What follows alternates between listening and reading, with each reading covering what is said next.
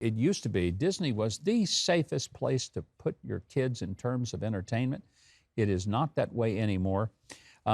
This is the new Disney. This stuff is just amazing. Whoever is producing this content, they clearly hate America, and they think America is the most evil nation on earth. Listen when I tell you, please don't miss this. I'm not talking about some far left-wing kook outfit. This is what the Disney Corporation has become. And I want you to think about this next time you think about taking your kids or your grandkids to a Disney cartoon, a movie, or to Disney World or Disneyland. Think about it. Watch this. Slaves built this country. The descendants of slaves continue to build it. Slaves built this country. And we, the descendants of slaves in America, have earned reparations for their suffering. And continue to earn reparations every moment we spend submerged in the systemic prejudice, racism, and white supremacy that America was founded with and still has not atoned for. Slaves built this country.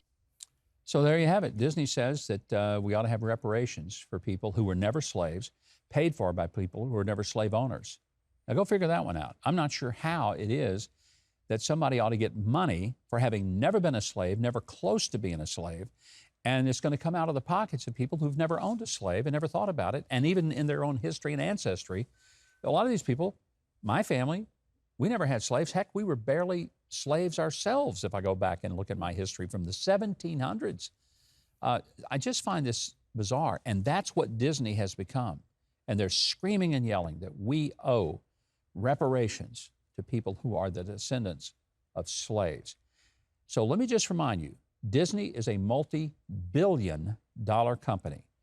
And you would think that if they believe that all of the profits that they have made through these years have been made based on the white supremacy that they now detest, why don't they empty their own pockets and bank account?